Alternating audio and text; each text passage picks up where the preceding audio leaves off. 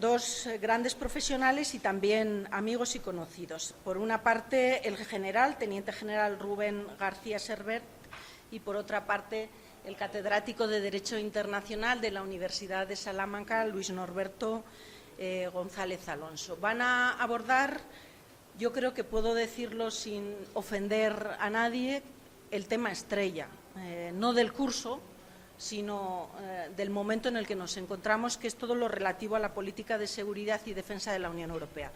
Hace unos años, cuando sobre todo los académicos nos dedicábamos a estas cuestiones, resultábamos un tanto excéntricos y, de hecho, yo he tenido que responder muchas veces a esa pregunta: pero ¿a ti qué se te ha perdido en esto de la seguridad y la defensa si esto es cosa de los militares? Bueno, la realidad nos ha enseñado que no es cuestión de los militares ni solo de los diplomáticos, sino que es cuestión también de todos, ¿no? Es una responsabilidad de todos, que decía la estrategia de seguridad de la Unión Europea, también de periodistas y también, sobre todo y especialmente, de la sociedad civil. Y para contribuir a incrementar esa cultura de seguridad y defensa, qué bueno que haya esta mesa, este diálogo entre estas dos personas formadas en Derecho los dos. También el teniente general tiene una licenciatura en Ciencias Políticas y Sociología, pero sobre todo con responsabilidades, en el caso del teniente general, por su labor en ejercicio, vinculado obviamente con la defensa, y en el caso del profesor Luis Norberto, porque obviamente ha dedicado una parte muy importante de sus líneas de investigación a esta materia desde la perspectiva académica, y esa doble visión, la académica, la de la práctica, creo que hace una propuesta de diálogo que yo creo que va a ser complementaria, y yo espero que sea además un poco convencional, en el sentido de cuanto más provocadora mejor, porque el tema yo creo que da para ello. Y no me voy a detener más en estas primeras palabras, sí que voy a insistir en algo que creo que es eje vertebral de este curso y que es uno de los valores añadidos del curso, que es que, en la medida de lo posible, todos los ponentes os centréis ahora en las aportaciones que España haya podido hacer a esta política común de seguridad y defensa. Y sin más, cedo el uso de la palabra, en primer lugar, al teniente general Servet, así que el micrófono es tuyo.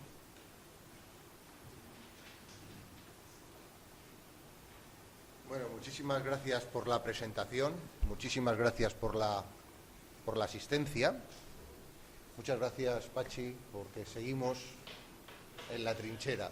Llevamos ya unos cuantos años y es un honor compartir mesa con los aquí presentes. Bueno, me propongo lanzar una serie de ideas básicas, sobre todo con idea de luego poder en el diálogo, en el coloquio, poder bajar a más detalles, ¿verdad? Y me centro, tal y como me has impartido, en las aportaciones de España a la política común de seguridad y defensa, ¿no? Pues bien, la gran aportación, que no se dice muchas veces y deriva de lo que yo he visto en la realidad, en el día a día, es que en el tema de Europa, hasta ahora, salvo que también nos lo carguemos, tenemos la opinión pública entregada en tema de seguridad y defensa.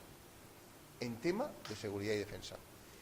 Mucho más que en cualquier otro país de la Unión Europea, y los sondeos de opinión así nos lo dicen. Hay un europeísmo subyacente en la opinión pública que lleva, analizado con la lupa en los comentarios o los resultados del CIS, en un país que hasta anteayer no ha entendido, y todavía hoy no termina de entender, las cuestiones de defensa, y para eso estamos aquí, sin embargo, apoyan decididamente una construcción de una defensa nacional en el marco de la Unión Europea.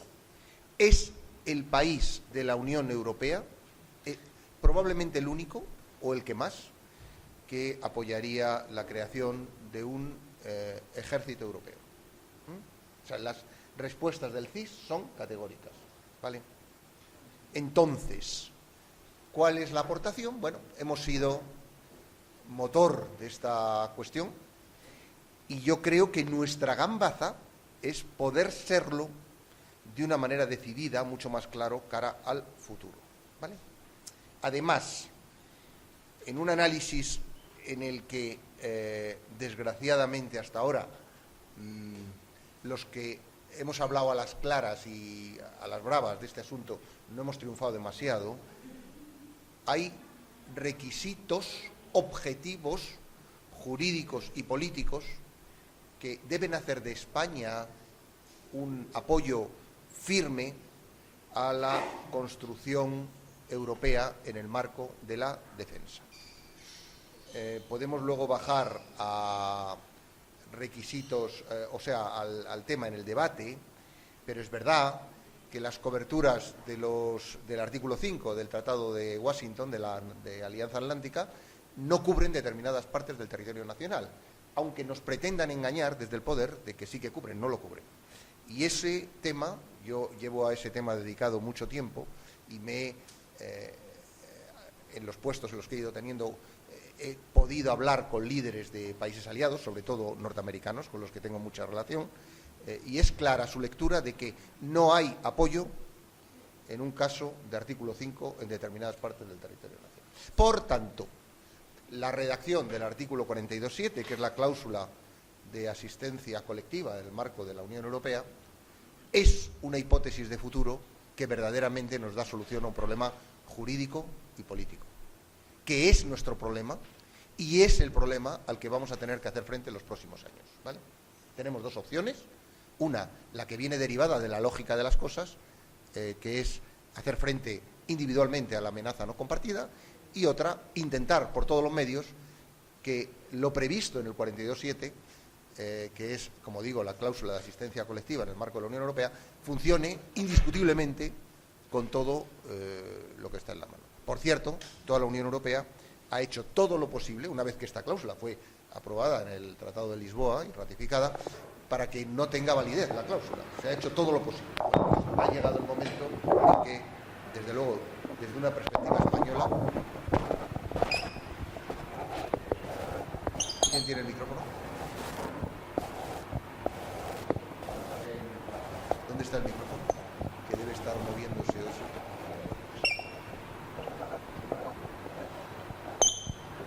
Este micrófono es el que estaba provocando. Este no tenía pila de... Ah. Son los problemas del directo, ¿no? Es lo que... La verdad es curioso, que es curioso. Aquí pongo y subrayo una primera contradicción, que luego hablaremos, porque estamos en el momento exacto del lanzamiento de la defensa europea o de la nada más absoluta. Son las dos alternativas que hay. En este momento es curioso que un país, España, que nunca ha tenido claridad sobre el tema de la defensa nacional, sea el punto de origen y el gran valedor de esta cuestión, que hoy en día, como digo, cobra. Entonces, ¿cuál es la aportación española? Primero, hay una aportación simbólica, una aportación de legitimidad, de voluntad global, por razones históricas y múltiples, de apoyo al federalismo, en este caso, ciertamente, y a la defensa europea en materia de seguridad y defensa. Bien, pero es que además luego hay otra serie de cosas. Somos los primeros participantes en misiones de la Unión Europea. O sea, misiones al exterior, hemos participado en todo. Hemos estado por todos los rincones del mundo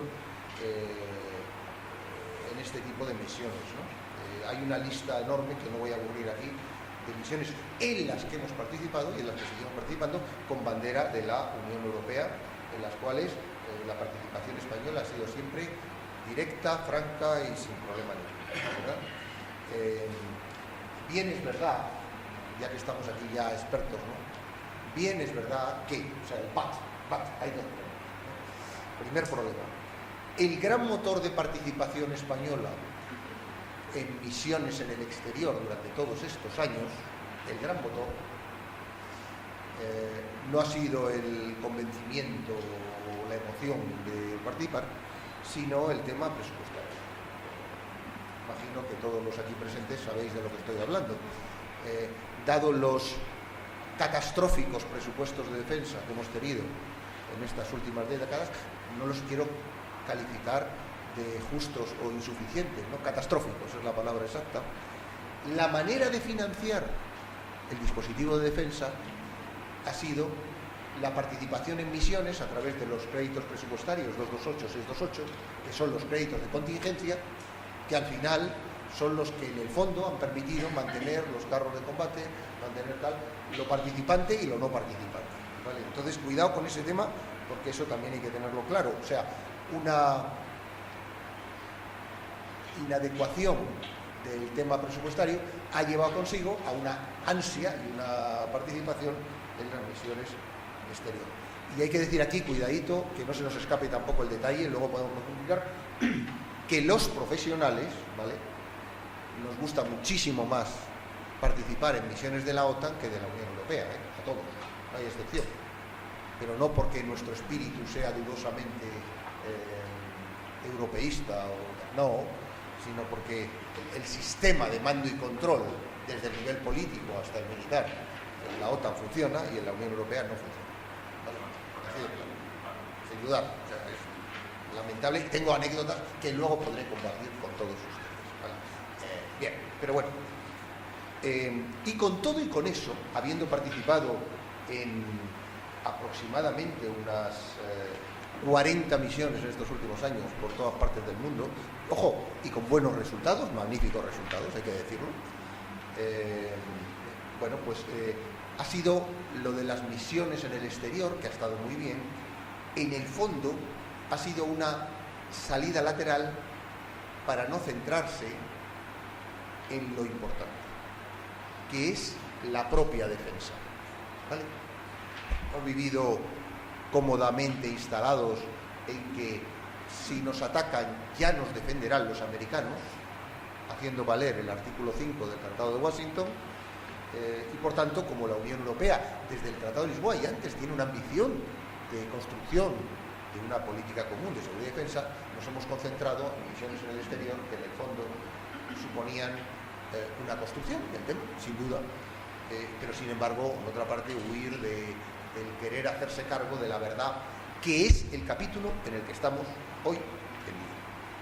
Además, y yo con una vida militar tengo que decirlo, parte del éxito, porque además encima España en las misiones, no solo por su participación, sino por su resultado, ha tenido una imagen y unos resultados excelentes.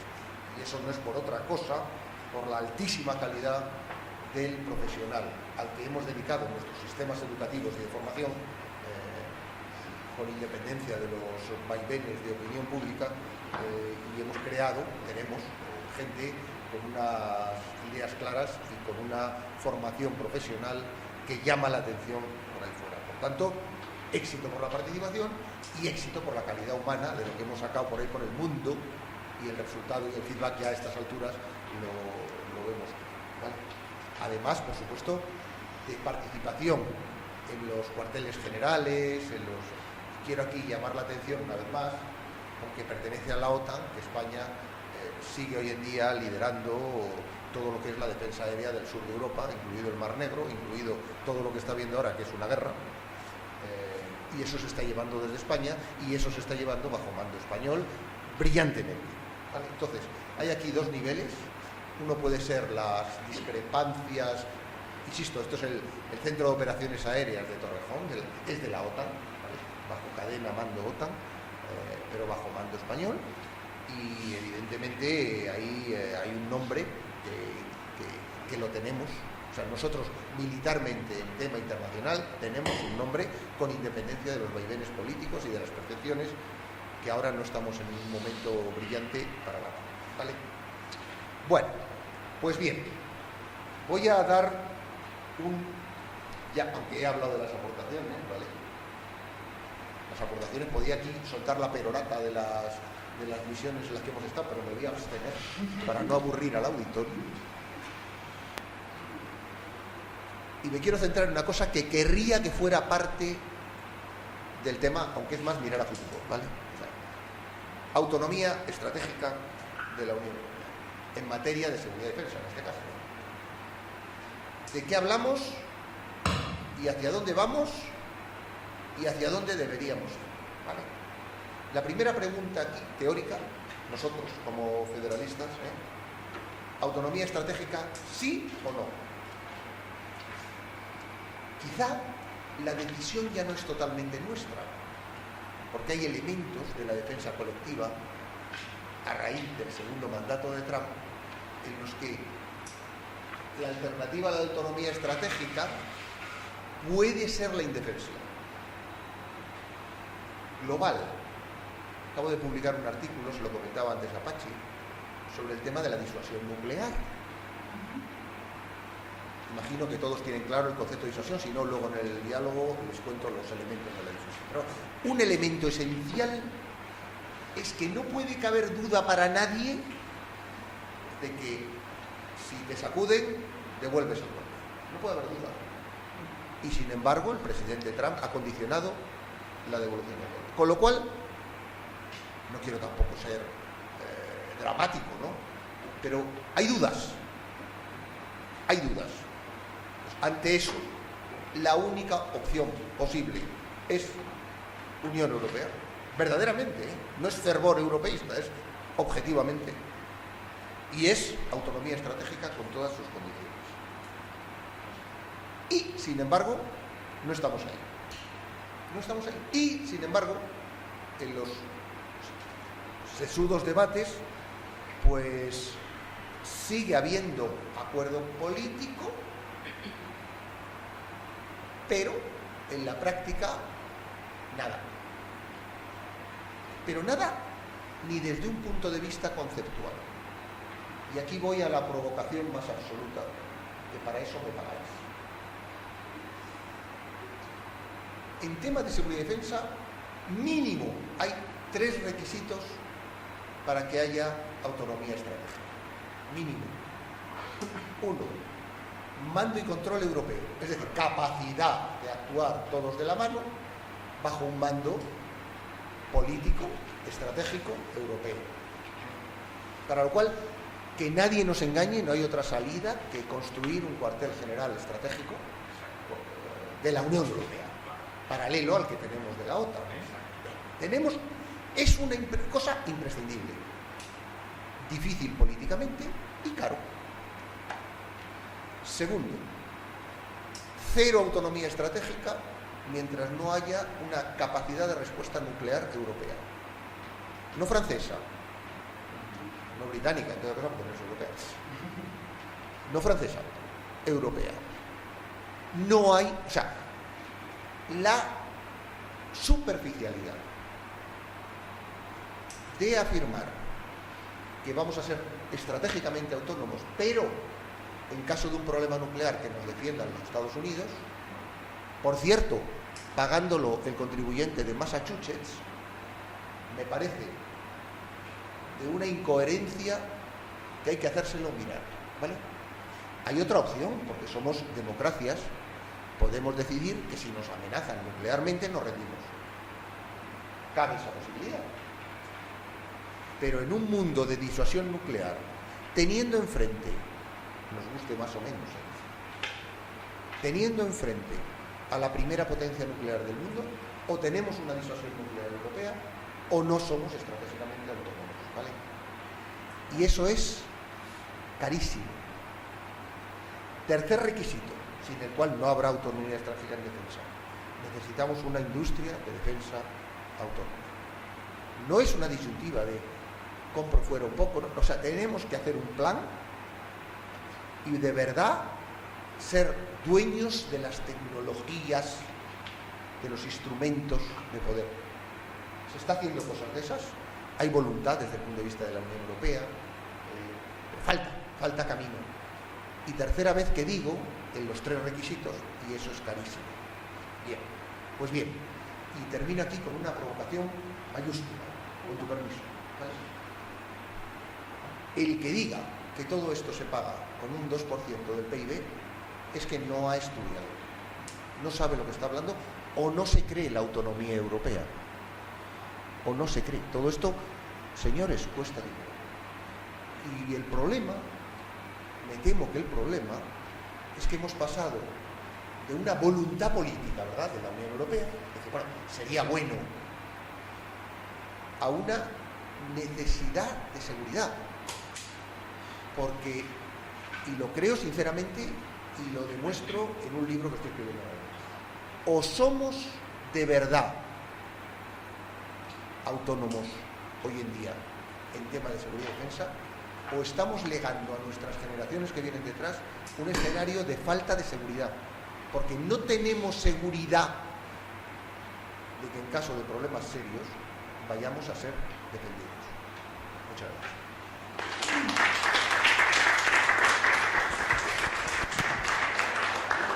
Muchísimas gracias, general. Has cumplido con la orden civil, que era la provocación, y seguro que muchas de las cuestiones que has planteado van a suscitar elementos para el debate. Y ahora le cedemos el uso de la palabra al catedrático Luis Norberto González, que espero que esté a la altura de estas provocaciones.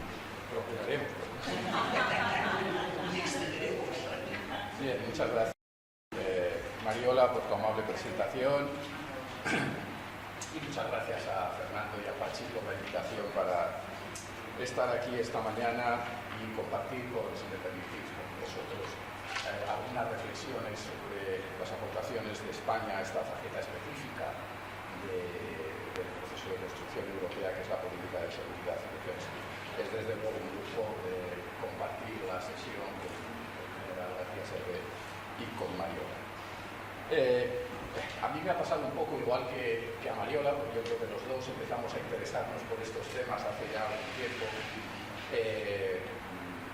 Yo creo que coincidiendo con el inicio, primero modesto, pero muy llamativo para los que prestábamos atención a las cuestiones relacionadas con la acción exterior de la Unión Europea, al inicio de los esfuerzos de la Unión por ir construyendo lo que primero se denominó una política europea de seguridad y defensa, y luego ya, tras el Tratado de Lisboa, política común de seguridad y defensa. Entonces éramos, sí, un poco frikis, probablemente, ¿no?, al prestar atención a esos temas, pero bueno, yo creo que eso también nos ha permitido el ir siguiendo toda la trayectoria, todos los desarrollos que se han ido produciendo, y por lo tanto yo creo modestamente estar en condiciones de hacer alguna aportación a este respecto. Yo coincido en muchas de las cuestiones con lo que ha dicho el general, y en ese sentido pues quizá no podemos polemizar mucho. Lo que yo me planteo sobre todo es, sin prescindir lógicamente del tema de las aportaciones de España, pues tratar de echar un vistazo a este periodo, a los últimos 25 años básicamente, que es en los que se han producido estos cambios, pero desde el momento actual, porque yo creo que es que no podemos obviar, como ya adelantaba el general, que estamos en un momento crítico. Estamos en un momento crítico, pero yo diría, reflexionando un poco sobre qué contaros esta mañana, un momento crítico no solo para el desarrollo en sí misma de la política de la Unión en este terreno, sino para la definición de, si me permitís la expresión, lo que España quiere ser de mayor en este momento. Estamos voy a intentar desarrollar un poco estas ideas en un momento trascendental y sin poner en duda, y ahora voy a comentarlo también, que España ha sido un socio serio, fiable, comprometido con el desarrollo de esta política. Ahora estamos en un momento en el que, yo diría, de una cierta incertidumbre o indefinición, y en el que hay que tomar decisiones importantes sobre cómo vamos a definir nuestra contribución a esta política de cara al futuro. No me resisto a recordar que cuando nos incorporamos al proceso de integración europea hace ahora 40 años, acabamos de celebrar, de conmemorar el 40º aniversario de la firma del Tratado de Adhesión, la incorporación de España a la Unión Europea, curiosamente, en un momento en el que la Unión Europea no se preocupaba en absoluto de estas cuestiones, no existía como tal la Unión Europea todavía, no se preocupaba en absoluto de estas cuestiones, nuestra incorporación a Europa constituyó una contribución decisiva a la normalización de nuestra política de seguridad. Ahí encauzando, yo creo, la normalización de nuestra política de seguridad, recordad el referéndum sobre la permanencia en la OTAN, los pocos meses de la adhesión de España, después nuestra incorporación a la UEO, a la ya extinta vieja Unión Europea Occidental. Es decir, que yo creo que en una primera fase se produjeron ese tipo de desarrollos. Pero luego ya, a partir del momento en el que nos ponemos a trabajar en la Unión, me refiero, con un mínimo de seriedad en torno a estas cuestiones, que es a finales del siglo pasado y sobre todo a partir del año 2000, 2001, por lo tanto se trata de un proceso básicamente en los últimos 25 años. Nuestra contribución, yo creo que, como decía, ha sido una contribución seria, rigurosa y sostenida desde distintos puntos de vista que ahora mencionaré. Pero durante todo este periodo, yo creo, me da la impresión, que han, digamos, sobrevolado sobre esa contribución dos realidades que en el fondo son el anverso y el reverso de una misma realidad, si me valga la redundancia, y que son, yo creo, dos circunstancias que en el momento actual se manifiestan con más, digamos, contundencia y que suscitan dudas acerca, como decía, de lo que España quiere aportar en el futuro a esta política, a partir de ya, por las decisiones trascendentales que se están tomando. Esas dos cuestiones que podríamos ver, si queréis, son, en primer lugar, yo creo que se me ha insinuado, las dificultades que hemos tenido en España y seguimos teniendo para mantener un debate público, no solo político, un debate público, serio y riguroso sobre la política de defensa. Y esto continúa siendo así.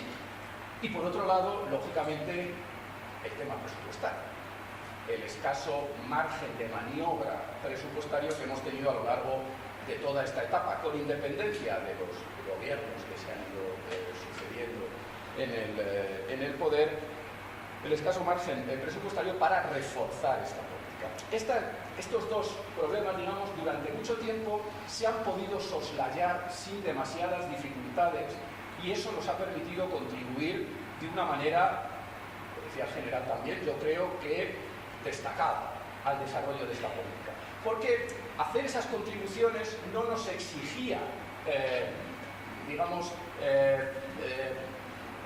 o estas dos circunstancias no nos complicaban excesivamente la vida, sin permitir la expresión, a la hora de articular esas contribuciones. Sin embargo, ahora esto ha dejado de ser así. Ha dejado de ser así, en primer lugar, porque la política de defensa, lo decía Mario en su presentación, se ha convertido en el gran tema político para el futuro de la Unión en estos momentos y, por lo tanto, el debate no se puede soslayar, está en el plano europeo y nos afecta en el plano nacional. No podemos evitarlo, no podemos meter la cabeza a hacer el avestruz. Tenemos que hacer frente a ese debate también desde una perspectiva interna y porque ahora estamos, ahora lo comentaré muy brevemente también, en un momento en el que bueno, esto de la financiación europea para la defensa, los programas más o menos técnicos sobre una cuestión, sobre otra, después podemos entrar en detalles si queréis, pues están dando paso ya a un planteamiento distinto, que es el que se ha puesto sobre la mesa fundamentalmente a partir de comienzos de este año, con el programa de Plan Europe planteado por la Comisión, el libro blanco de la defensa del mes de marzo, y es que, bueno, habrá financiación europea, pero el esfuerzo que se pide es de financiación nacional. La financiación europea es complementaria y ahora hay que tomar decisiones fundamentales desde el punto de vista de la financiación nacional. Entonces esos debates ya no podemos soslayarlos en este momento y a partir de ahora, creo yo, me da la impresión. Entonces, bueno, durante estos 25 años, España ha hecho una contribución, yo creo, muy notable al desarrollo de esta política. En primer lugar, en el plano político, porque durante la mayor parte de este periodo y en general coincide con la visión española de nuestra política de seguridad, un compromiso con lo que se ha denominado el pilar europeo de la Alianza Atlántica, ahora denominada autonomía estratégica, sin cuestionar el vínculo transatlántico. Y eso nos ha llevado a poder ejercer incluso un cierto liderazgo en determinados momentos desde el punto de vista político. Ha habido este liderazgo, se ha planteado en este momento. Yo, repasando un poquito para ganar estas ideas, pues recordaba, por ejemplo, el papel que desempeñó políticamente España durante el largo proceso de gestación de la cooperación estructurada permanente. Recordemos que el Tratado de Lisboa entra en vigor justo cuando le corresponde a España asumir. Fue una presidencia del Consejo en la que yo creo, primer semestre de 2010, lo recuerdo, España hizo un ejercicio de lealtad europea y de solidaridad muy importante en aquel momento, porque nos tocó hacer el trabajo sucio sin ponernos ninguna medalla durante el primer semestre de 2010. Y eso tuvo después también su continuidad en el año 2011 y luego también en la etapa final, ya en 2017, donde, repasando un poco notas y leyendo cosas, veía cómo España, junto con Italia en un caso, con Francia y Alemania en otro, había empujado para sacar adelante, poner en marcha la cooperación estructurada permanente.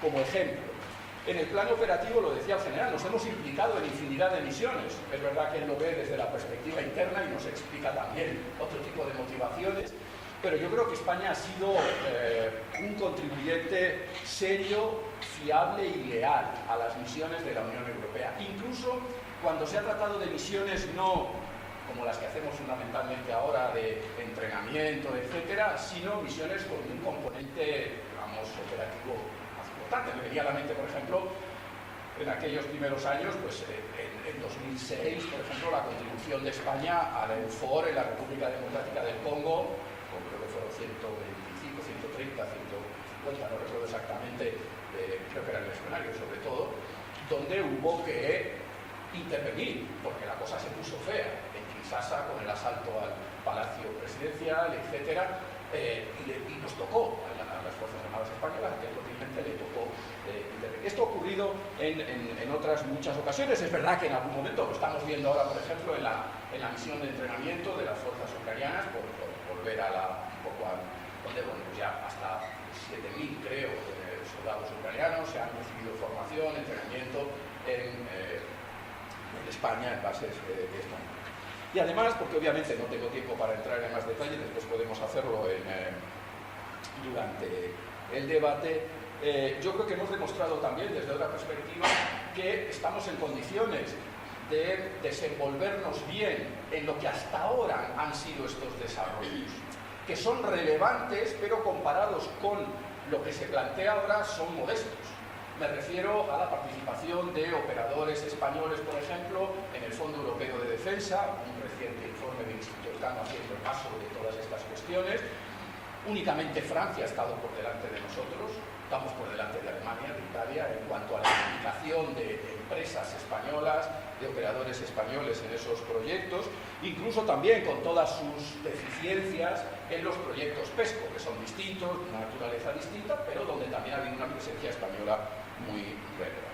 Entonces, yo creo que durante toda esta larga etapa, esas rémoras o sombras que os comentaba antes, pues bueno, han estado ahí, pero las podíamos soslayar, no nos complicaban excesivamente la vida, porque no nos exigía ni debates internos más profundos a este respecto, ni tampoco esfuerzos presupuestarios significativos. Es verdad que en algún momento, por utilizar una expresión gráfica, pues bueno, esto asomaba un poco la patita en algún momento. Recuerdo en aquel primer semestre de 2010, por ejemplo, cuando España tuvo sus dudas para actuar por motivos sobre todo presupuestarios, era un momento difícil para asumir, si no recuerdo mal, y aquí hay personas que conocen de primera mano esto, tanto el general como Fernando y algunos otros, actuar como Estado marco, Nación marco en la UTM Somalia, asumir ese papel y realizar una contribución más importante a esa operación. Teníamos limitaciones presupuestarias importantes, o yo creo también, antes se mencionaba el tema de la defensa colectiva, pues hombre, cuando Francia invocó el 42-7 en noviembre de 2015 a raíz de los atentados en París, el gobierno español tuvo, entre comillas, la suerte de que estaba en funciones. Entonces, en España no hubo un debate serio sobre qué significaba responder a la petición de solidaridad por parte de Francia. Es verdad que después actuamos, yo creo, solidariamente reforzando a los franceses en Mali, etcétera, nos pidieron, pero sin que apareciese mucho en la prensa, en la opinión pública, en los debates. Hombre, yo veía con una cierta, no me decía envidia, pero bueno, atención, el debate que hubo en el Bundestag, en el Parlamento alemán, sobre qué significaba políticamente y desde el punto de vista operativo que Francia activase esa cláusula para Alemania, incluso encargando informes jurídicos a los servicios de la Cámara para que dijeran qué compromisos jurídicos tenemos en relación con Francia a la nube 42. Entonces, bueno, llegamos por tanto al momento actual, y ya voy terminando, que es en el que se nos plantea este gran desafío. Es decir, yo creo, tal y como lo veo, quizá esté equivocado obviamente, pero yo creo que a partir de ahora, salvo que estos desarrollos, como decía el general, nos conduzcan a la nada, entonces no hay problema, pero si no nos conducen a la nada, que espero que no, ya no podemos soslayar estas dos cuestiones, porque es imposible, tal y como se están planteando las cosas. Ni el debate político serio, a la luz de lo que significa este paso que pretende dar la Unión Europea, ni tampoco el tema presupuestal. Va a haber nuevos instrumentos europeos, sin duda. Creo que la semana que viene la Comisión presenta su primera propuesta para que se inicie el debate sobre el marco financiero plurianual 2028-2034. Ahí se va a elevar, sin duda, va a haber nuevos instrumentos, la previsión de gasto en defensa, etcétera, a través del presupuesto de la Unión. Pero eso no es óbice, no es óbice, me refiero, eso va a ser complementario respecto de la financiación nacional tal y como se plantea ahora. Simplemente para llamar, y con esto voy terminando vuestra atención sobre esto, permitidme el contraste entre, ahora mismo tenemos pendiente de aprobación el Programa Europeo Industrial de la Defensa, el EDID. Gran propuesta de la Comisión Europea en marzo del año pasado, 2024. Ese programa se tiene que aprobar un reglamento del Parlamento Europeo y del Consejo a través del procedimiento legislativo ordinario. Todavía no está aprobado. Julio ya de 2025. Está todavía un poco, y no es incompatible, en la línea, digamos, clásica o tradicional hasta ahora. 1.500 millones de euros para los 2 próximos años, 26 y 27, para dar continuidad a ciertos programas que hemos puesto en marcha, los que estéis más familiarizados con esto, el ASAP, el EDIRPA, etc. Es financiación europea, apoyo europeo, para fortalecer la industria europea de defensa. Tenemos ahí eso. En virtud de cuando se hizo público el libro blanco en marzo pasado, la Comisión puso sobre la mesa otra propuesta. La propuesta del instrumento, para los que estéis familiarizados, lo que se llama el instrumento SAFE. SAF. La base jurídica es el 122 del Tratado de Funcionamiento, por tanto depende solo del Consejo. Se ha aprobado en 3 meses. Está aprobado ya, ese recorrido. Bueno, pero está aprobado. Se ha aprobado en 3 meses. Lo que me interesa no es tanto el procedimiento y las triquiñuelas jurídicas, que solo nos interesan a los juristas. Vamos a dejarle al ponente y luego en el debate. Lo que quiero decir es que este instrumento, junto con el React Europe general, lo que plantea es no financiación europea a través de subvenciones, 150.000 millones de euros en créditos, para que los Estados miembros que quieran puedan optar a esos créditos para incrementar su gasto nacional en defensa, acompañado de la posibilidad, esto es complementario al margen, de activar la cláusula de escape del Pacto de Estabilidad para durante 4 años poder exceder, incrementar el gasto en defensa sin que compute a efectos del cálculo del déficit nacional. En eso es en lo que estamos ahora, es decir, el cambio es total. No quiero decir que lo otro va a seguir existiendo, pero ahora el planteamiento es totalmente distinto. Tenemos que decir, hace unos días el Consejo ya dio luz verde a la petición de 15 Estados miembros, la de Alemania ha quedado pendiente, para activar la cláusula de escape del Pacto de Estabilidad. Obviamente, entre ellos todavía no está España, no hemos decidido si queremos o no queremos entrar por esa vía.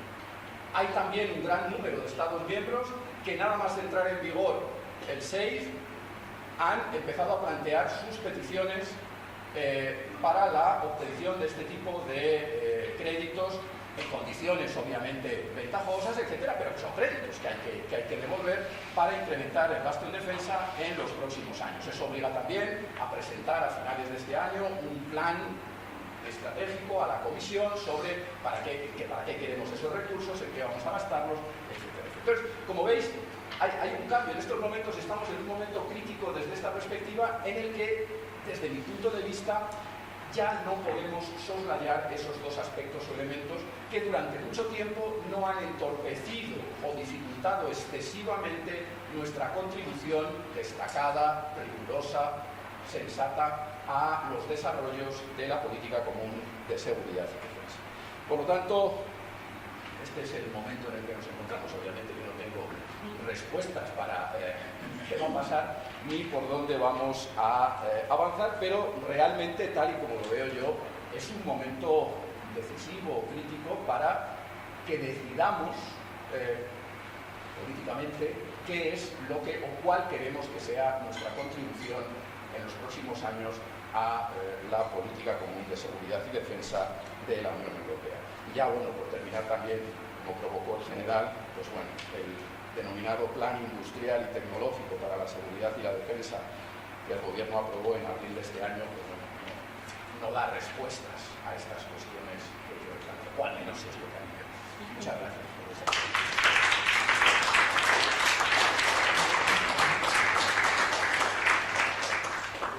Como ven, teníamos dos ponentes fabulosos desde la doble perspectiva de la civil académica que ha estudiado durante mucho tiempo la política común de seguridad y defensa y también desde la perspectiva más militar con unos planteamientos que no solo son provocadores, son discutibles y creo que por eso tenemos tiempo para el debate. Hay algunas manos levantadas. Muchas, eso me encanta. Tenemos una hora, o sea, tenemos tiempo.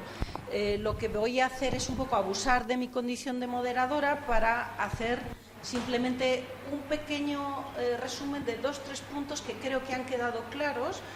Veremos si estos puntos tienen sus preguntas o sus reflexiones o no, pero yo creo que vale la pena tenerlos en cuenta. Uno, la importancia indiscutible de la seguridad y de la defensa en el presente y el futuro más inmediato de la Unión Europea. Yo añadiría, la defensa es el elemento federalizador más relevante que tiene hoy por delante la Unión Europea en términos de avance de integración.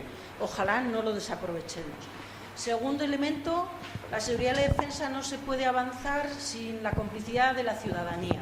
Por tanto, hay que alimentar los debates públicos, no solo de los actores políticos. A veces los actores políticos están demasiado prisioneros por sus electores, por la cultura que acompaña en este caso, nuestro país, ¿no? Muy pegada a la idea de pacifismo o una idea de pacifismo que quizá hay que resignificar. Y en esos debates yo creo que la academia, estos cursos de verano, tienen que empujar, tienen que ayudar. Y desde luego, tercero, hay instrumentos ya en los tratados en materia de defensa. La cláusula de asistencia mutua se ha citado por los dos ponentes, pero la pregunta es: ¿esto es suficiente o no? Y acabo con la cuestión del presupuesto, que seguro va a ser objeto también de preguntas, ¿no? Yo diría, si la seguridad y la defensa es un bien público, entonces los bienes públicos se financian mancomunadamente en la Unión Europea. Y dejo aquí la idea. Para mí, la gran aportación pendiente de España no es tragar el anzuelo de cuánto gasto y cómo de rápido incremento los presupuestos nacionales de defensa, sino cómo movilizo el consenso político para reforzar la idea que la seguridad y defensa es un bien público y, por tanto, tenemos que financiarlo en la Unión Europea de manera mancomunada. Y España lo hizo magníficamente bien cuando apostó por el Next Generation, cuando muchos estados no creían esa fórmula. España contribuyó. Me extrañó que ayer esta aportación no saliera y creo que es la medalla a la que debemos mirar para poder empujar esta vía también en seguridad y defensa, pero no abuso más y le voy a dar la palabra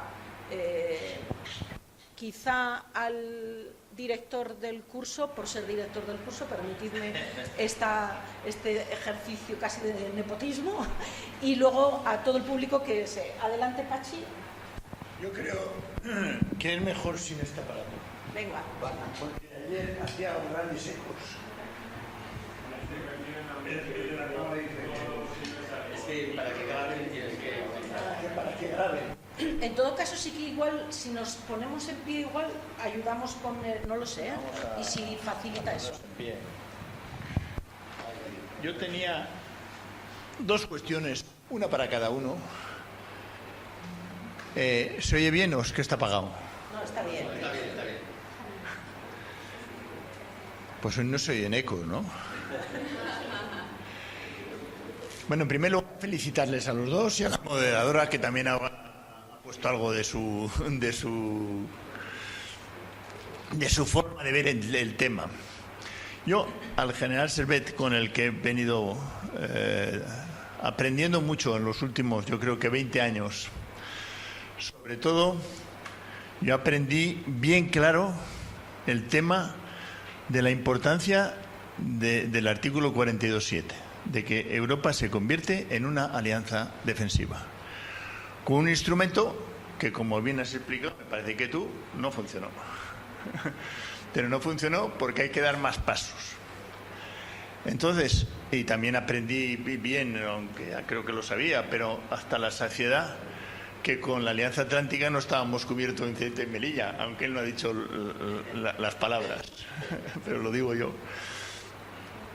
Entonces, la pregunta es, al general, ¿cuáles son los pasos inmediatos que hay que dar, teniendo en cuenta que él mismo ha hecho ver que el presidente Trump pues no está dispuesto no se compromete a una respuesta automática? Más allá de la cuestión nuclear, que entiendo que en eso sí se ha comprometido, pero en relación a la respuesta ante una agresión, pues no está claro. Y por lo tanto, ¿cuáles serían las medidas rápidas que habría que adoptar frente a una posible agresión? Y concretamente se suele decir, vosotros soléis decir sistémica, pero para que nos entendamos, de Rusia, porque entiendo que las demás más o menos están cubiertas. Y sobre todo, yo no sé si se ha explicado bien desde su experiencia, que fue el jefe del centro de operaciones del sur de Europa, y por lo tanto no sé si fueron 6 años, 8, 7, donde tenía esa responsabilidad. Y como alguien contaba, que tenía la responsabilidad de hacer frente a que cualquier avión identificado se echara abajo. Y no solo eso, sino que se echó. No sabes, sí sabes. Es decir, que conoce la experiencia práctica como nadie. Bueno, de los españoles posiblemente el que más ha estado implicado ahí. Esa es mi primera reflexión. ¿Cuáles son las medidas inmediatas a corto plazo para suplir el hecho de que la Alianza Atlántica a lo mejor no respondiera? Por cierto, yo no había leído bien el artículo 5. Yo creía que había una obligación automática, pero ya lo he leído bien, o tú me has leído bien. Y es simplemente el artículo 5 dice que el Consejo Atlántico se reunirá y tomará las medidas precisas. Sin embargo, el 42.7 es más automático. Hay una obligación inmediata. Bueno, eso es lo que me gustaría que tú expliques mejor de lo que yo puedo decir. Y a ti, Luis Norberto, quería recordar un artículo que escribiste en torno a la evolución que se ha producido en la política exterior y de seguridad común, o en el tema de las sanciones, en el sentido que decías que como consecuencia de la agresión rusa a Ucrania, la cuestión ha evolucionado más allá en la práctica de lo que se interpretaba hasta ahora la aplicación del tratado, y que ha habido vistos instrumentos para, por ejemplo, poder tomar sanciones o poder tomar otras medidas, incluso de la unanimidad. Me gustaría que nos reflejes eso, porque aquí la impresión que tenemos en general es que estamos igual que antes. Y yo recuerdo de ese artículo, por lo menos yo saqué la sensación de que, hombre, la necesidad virtud. Ha habido algunas ventajas. Muchas gracias. Gracias, Pachi. Pues adelante, sentiros libres de comenzar el que os parezca. Sí, mejor que contestéis. Sí, vamos a ver. General. Sí. Sí, claro. Habla desde... Aquí, no te preocupes, por orden. Cuidado con las palabras porque luego lleva engaño y estamos en una reunión de expertos, ¿no? Trump no ha dicho que no se comprometa. Lo que pasa que con su narrativa ha dejado dudas que inciden sobre el artículo. ¿Vale? Ese es el problema. El problema es que un tema de disuasión o es tajante o empieza a crear problemas, ¿vale? Bien. ¿Cuáles son los pasos inmediatos? Hay uno urgente, y no estamos ahí, que es dejar de hacer trampas al solitario. Dejar de hacer lo del juego ese de trileros, ¿no? Que es a lo que llevamos jugando en tema de defensa individualmente y colectivamente en los últimos años. Y por cierto, y seguimos. Ahí tengo un comentario que hacerte, muy importante. Yo creo que en un primer paso urgente tendría que quedar claro desde instancias de la Comisión y desde todos los países miembros el apoyo, la implicación económica de la Unión Europea es de segundo orden. Primero, los países tienen que dirigirse hacia su ciudadanía y decirles la verdad. ¿Cuál es la verdad? La lógica presupuestaria. ¿Cuál es la lógica presupuestaria? La priorización. O sea, un ejemplo palmario. Si tú te diriges a tu ciudadanía y dices, sí, no cabe duda, hay que subir los gastos de defensa, que lo pague Europa, estás engañando a tu ciudadanía. Si tú dices, hay que subir decididamente los gastos de defensa, pero no voy a tocar el resto de las partidas del presupuesto, estás estafando a tu ciudadanía. ¿Cuánto hay que hacerlo? No lo sé, depende. Además, somos una democracia, tienes que convencer a la opinión pública. Luego, primer paso, urgente, temas de seguridad y defensa. Dejar de hacer trampas al solitario, asumir con potencia política que estamos en una nueva época en la cual, señores, tenemos otros requisitos si no queremos ver nuestro país como Ucrania. Esto es un poco populista lo que voy a decir, pero es muy simbólico. O sea, ¿dónde está el gasto social ahora mismo en Ucrania? Destruido. O sea, hay un equilibrio. No todo puede ser defensa, ni todo, pero hay un equilibrio y una priorización que hay que establecer de una forma democrática. Entonces, hacemos poco favor los expertos. Perdona que me estoy alargando un poquito, Roberto. Hacemos poco favor permitiendo a nuestras autoridades políticas decir, no, esto se va a pagar con fondos, no se va a pagar, va a ser con fondos tuyos. Empieza a pensar de dónde los vas a sacar y hasta dónde. Y luego asume las consecuencias, naturalmente. Entonces, Unión Europea. Segundo comentario. Yo pediría, por favor, desde el núcleo duro del federalismo europeo, por favor, que dejen de hablar tanto y escribir tanto. Que dejen de crear iniciativas una cada 3 meses. Que dejen que empiecen a hablar el lenguaje de poder. De decir, bueno, de verdad vamos por ahí. Venga, y vamos, pero con cosas que el último de los ciudadanos, porque en cuanto entramos en los edirpas, en los no sé qué, hemos perdido a la opinión pública. ¿Quién sigue eso? Pero si los expertos estamos perdidos. Yo estoy ahora mismo trabajando con empresas de defensa. Necesitan contratar expertos porque están perdidos. Todo el mundo está perdido. Lo hemos conseguido, el objetivo. Nadie sabe de lo que estamos hablando. Porque la promoción de iniciativas es el sustituto de la falta de voluntad política. Seamos sinceros. Entonces, por favor, vale ya, quietos paraos. Vamos con patatas, para que todo el mundo, para que yo pueda ir al último de los ciudadanos, al tendero de la esquina, y decir, no. Pum, esto va por aquí, y tenemos que ir por aquí, tenemos que hacer esto. ¿Te convence? Sí, apóyame. ¿Vale? ¿Entendéis lo que digo? ¿Entendéis lo que digo?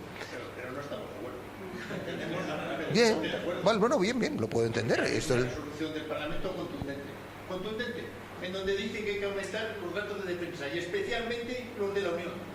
Sí, pero sí, lo que hay que transmitir a la gente. Lo que hay que transmitir a la gente es que primer paso, los de cada país. ¿Por qué? Eso no es lo que dice el libro blanco. Pero es que es una estrategia equivocada, porque si no asume cada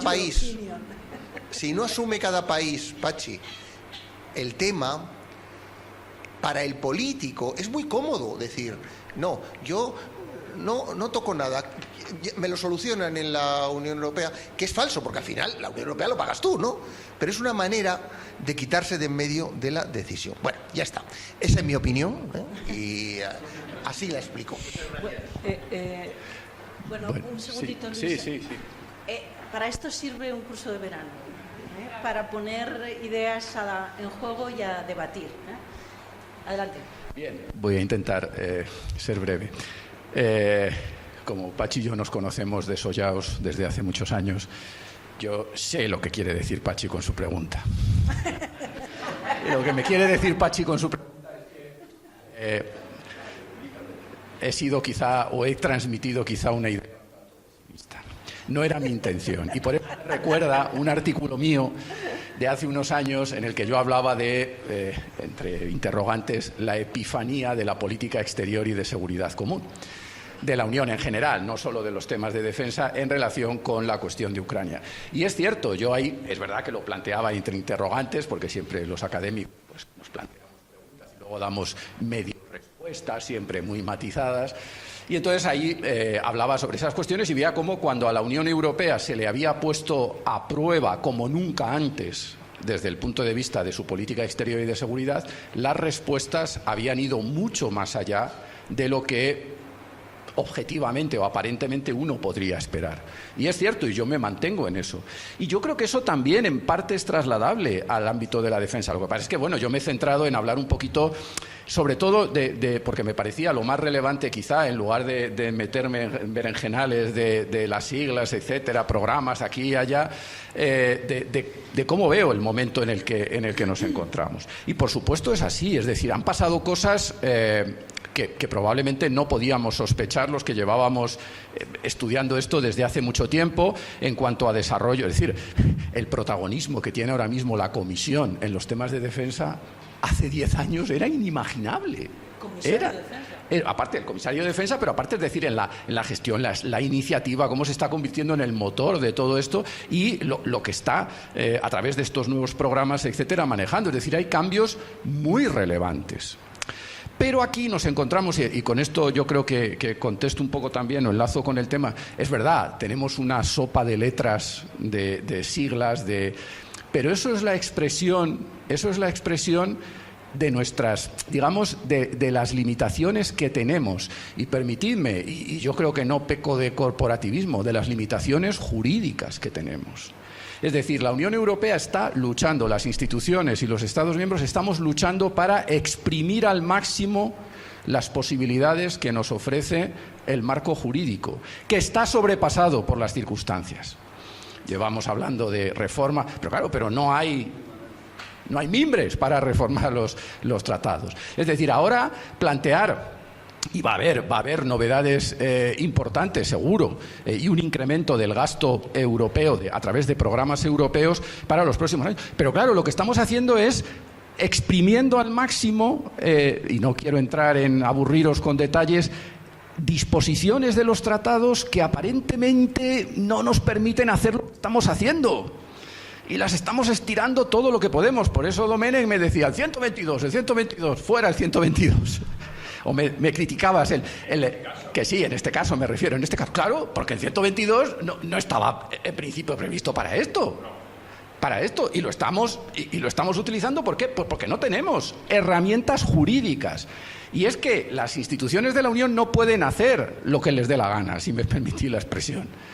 Es decir, tenemos unas bases jurídicas y además ahí está un poco también la tensión interna en el debate político entre los Estados miembros. Entonces, bueno, yo creo que esto también debemos tenerlo presente. Y yo comparto lo que dice Mariola, es decir, bien público europeo, financiación europea, el Next Generation fue una gran aportación, sin duda alguna, por parte de España y un gran triunfo, pero yo creo que el tema de la defensa es un poco distinto a estos efectos.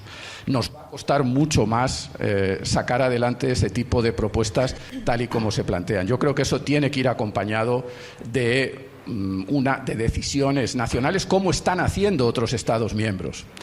Que si lo están haciendo porque tienen la de la amenaza más cercana, nos van a decir, bueno, vosotros también, es decir, hemos sido solidarios en el Next Generation. Tendréis que ser solidarios también con esto, aunque vosotros estéis en la esquina de abajo y lo percibáis de otra forma. Pues siguiente intervención, vamos a hacer hombre-mujer y después, Xavier, vamos contigo. Adelante. Buenos días, felicito al exponente por todas sus aportaciones. Mi nombre es Fernanda Muñoz, soy responsable del Movimiento Europeo. La verdad de la Junta de Andalucía es especialista en materia de normativa de ayuda a los Estados. Entonces yo voy al tema de la financiación y de la financiación estatal en materia de defensa. Porque la financiación europea está muy bien, es necesaria, pero es insuficiente, y la mesa lo ha apuntado, Fondo Europeo de Defensa, Instrumento 6, Marco Financiero Plurianual, que tendremos ahora el 16 de julio el avance de los números, y que una parte de esto va a ir para la defensa. Como sabéis, los gastos de gestión compartida que vengan de la política de la cohesión están sometidos a la normativa europea de ayuda al Estado. Los gastos que financien los presupuestos nacionales, o sea, con recursos propios, recursos de los presupuestos nacionales, están sometidos a la normativa de ayuda al Estado. Entonces nos encontramos con un problema desde el punto de vista jurídico, que es que la Comisión Europea se va a tener que poner a modificar, está ya en ello, el Reglamento General de Asesor por categoría, Reglamento 151/2014. Última reforma del reglamento, pues la financiar la transición, la doble transición, la verde y la digital.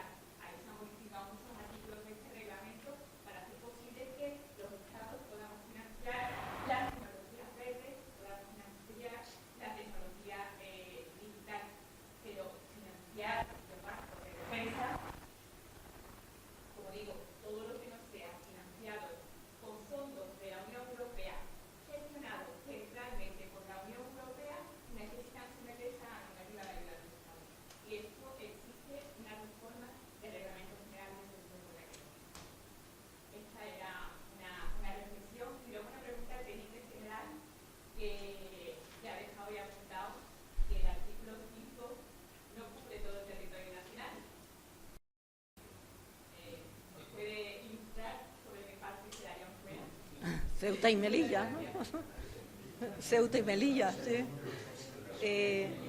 General, ¿quieres contestar directamente a este o hacemos otra pregunta y agrupamos? Xavier, ahora sí.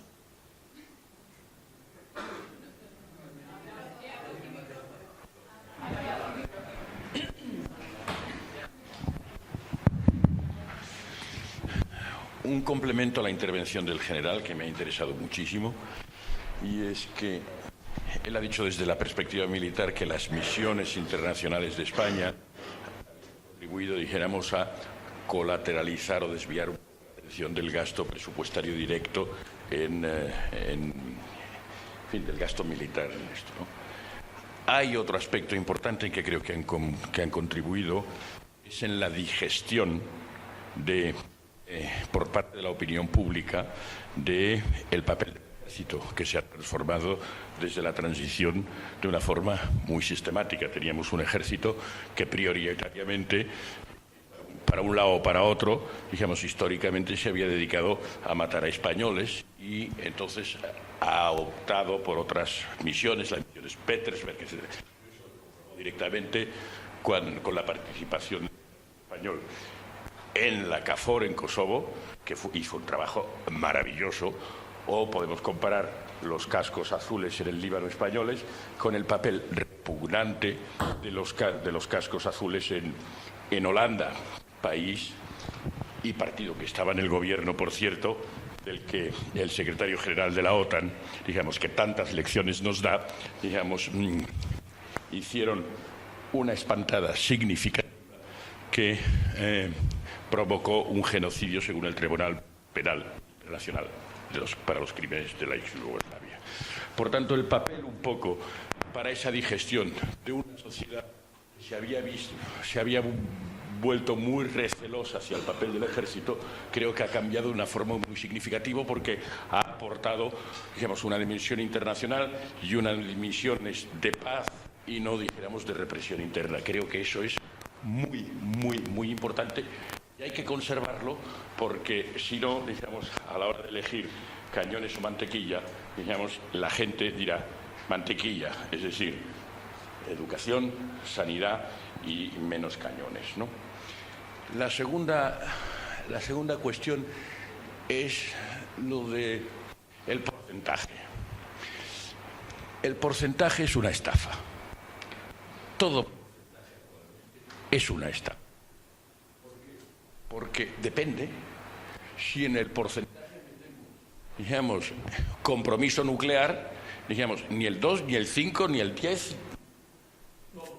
También depende de otras cosas. Digo que es una estafa relativa, quiero decir. Depende de lo que metamos dentro. Depende de en qué periodo vayamos a hacer el esfuerzo. Depende también de otra cosa muy importante. ¿Cuál es la interoperabilidad, digamos, y la armonización de las industrias? Mientras tengamos despilfarrando los europeos, y ahí hay la conexión entre el gasto en 12 tipos distintos de tanques, 12 tipos distintos, y aún uno de esos tipos, que es el Leopard alemán, se fabrica de 6 maneras distintas para que no puedan operar conjuntamente, y eso los amigos ucranianos lo saben bien porque tienen que ir a poner parches ahí como si estuvieran en un taller permanente. Entonces, ¿de qué estamos hablando? ¿De qué estamos hablando cuando tenemos también media docena de distintos tipos de satélites? Entonces, claro que hemos de gastar más. El 5 o el 10, lo que sea. ¿Por qué? Porque hay que despilfarrar, porque, dijéramos, cada militar, cada cuerpo militar de cada país va con su bandera diciendo, un momento, que en el fondo no es, en esto los ejércitos nacionales no están haciendo como los funcionarios de los bancos centrales que cedieron la soberanía monetaria a un centro. No lo hacen ni los gobiernos ni las Fuerzas Armadas. Y luego el porcentaje es otra cosa que es extraordinaria. Claro, Estonia es la campeona de gasto de los países europeos en la Alianza Atlántica. El 3,4%. El doble en 2024 que España, que estaba en el 1,29%. Pero claro, ¿por qué es un efecto óptico, digamos, catastrófico de esto? Porque no sirve para nada. Es decir, desde luego, los bálticos no estuvo ninguno en la KFOR. Desde luego, Luxemburgo gasta un poquito no como te España, metas pero con no tiene fuerzas. Deja Luxemburgo tranquilo. Nos hablamos de Luxemburgo en honor de Mariola. Estonia gasta el 3,4%. ¿Cuántos son? 4.000 soldados. Frente a 130.000 en las Fuerzas Armadas españolas. El gasto militar. ¿Cuántos son? Gasto militar, lo tengo aquí apuntadito, me lo he apuntado. Sobre todo para la juventud. 18.000 millones los españoles en 2024. Los estonios, 944 millones. Ya pueden tener el 20% del gasto, que con ellos no vamos a defender a los bálticos de los rusos, ni por asomo. Por tanto, el porcentaje es trampa. Tercera, para Luis Norberto. El libro blanco de la defensa europea es otra estafa. Entonces, es otra estafa. Porque, primero, los 150.000 millones del SAFE no son el plan de recuperación del Next Generation. Todos a crédito. Y los 600.000, el envelope general de los 600.000 son el gasto nacional.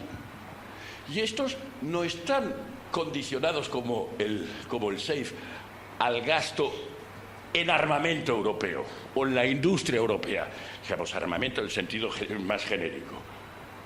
Y si no están condicionados, ¿a dónde van? Lógicamente, a comprar F-35.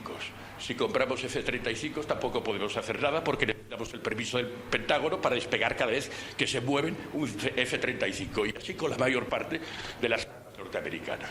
Por tanto, la primera condición es que nos dejen de engañar. La dirección de la OTAN, que todavía no sabe para qué quiere el dinero.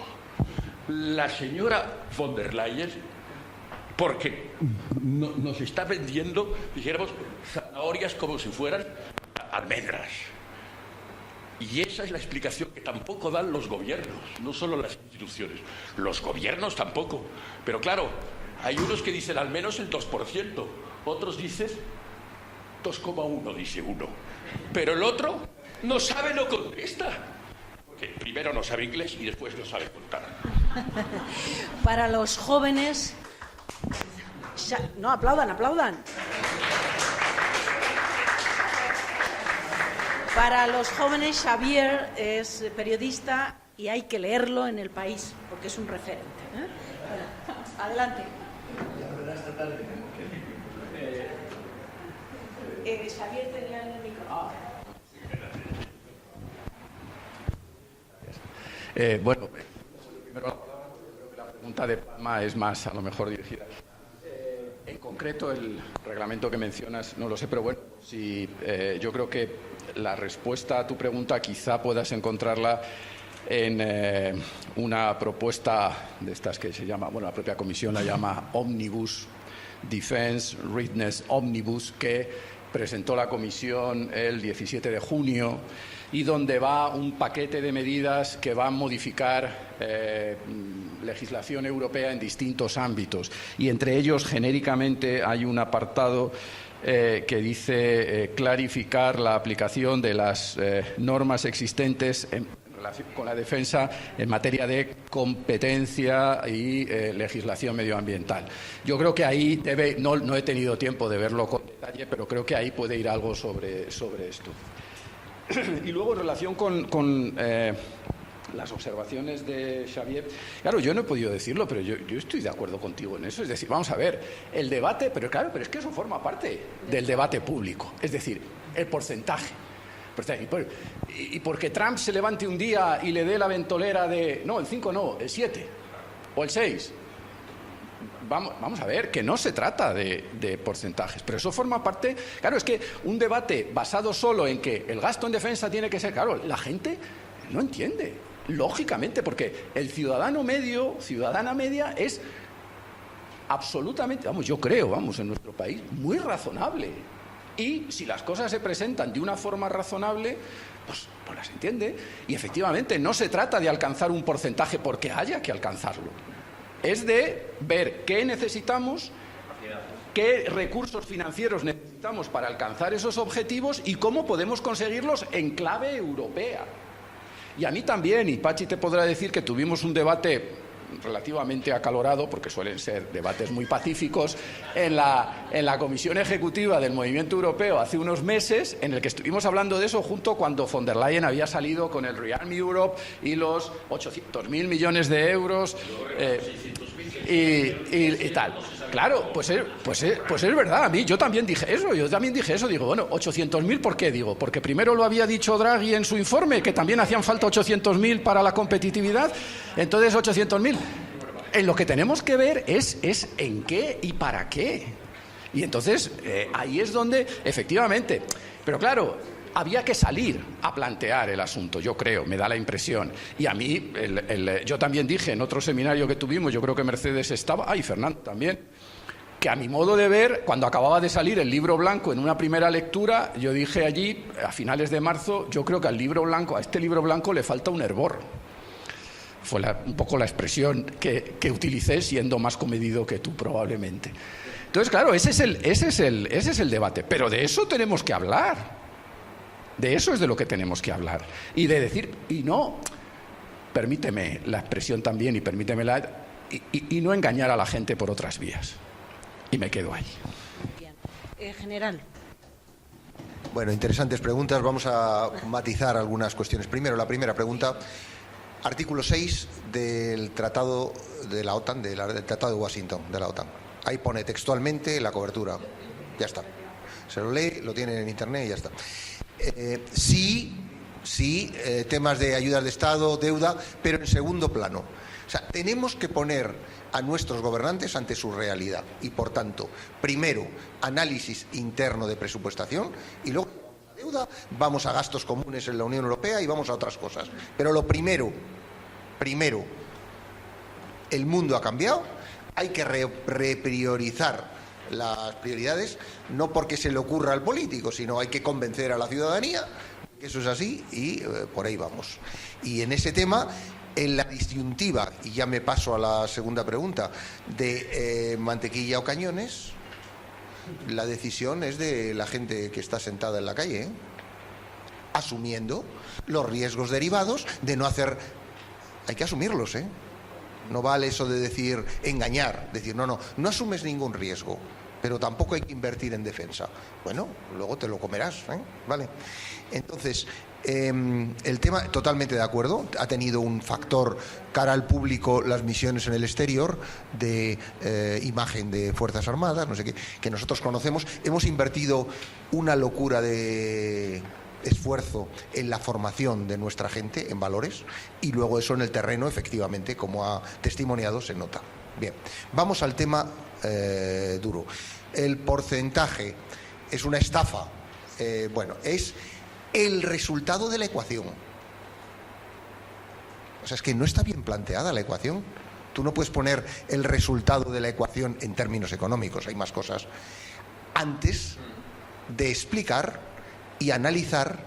Bien, yo me echo la cuenta, luego hablamos, y la cuenta no está mal dirigida, La cuenta anda por ahí, con los siguientes parámetros que voy a decir a continuación. Va en el 5%, estoy hablando. Primera pregunta que hay que hacer, y ahí los periodistas tenéis un papel importantísimo, hay que llevar a la ciudadanía un debate de amenazas,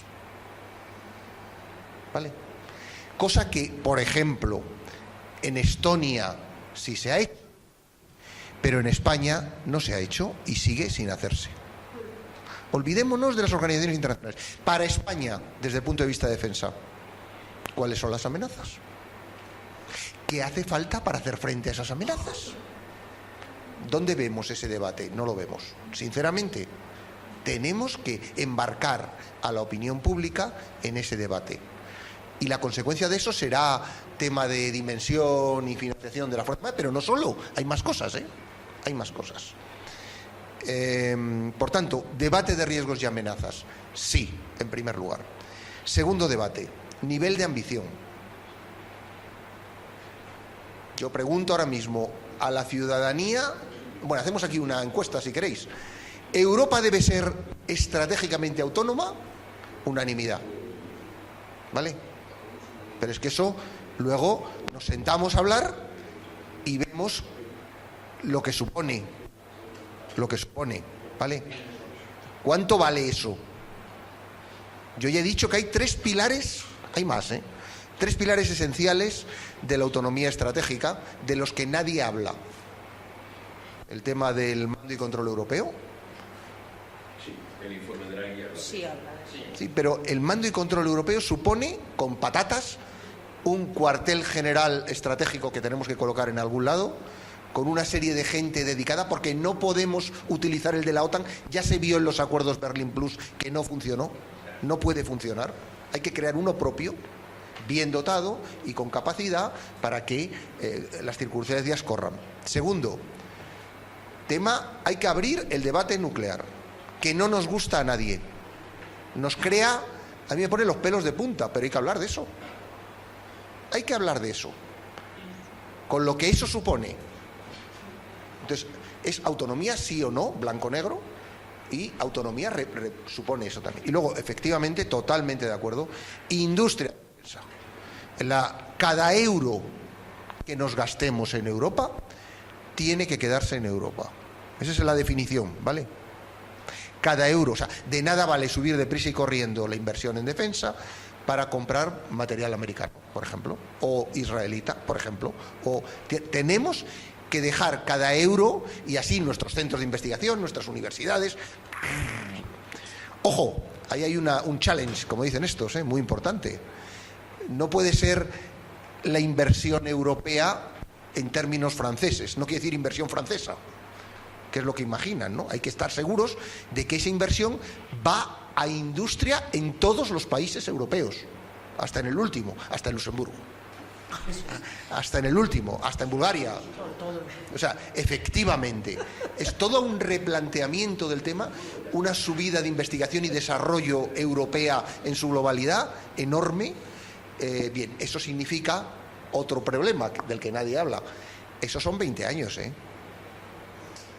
Es decir, subida de presupuestos europeos sin duda, pero es un programa a 20 años.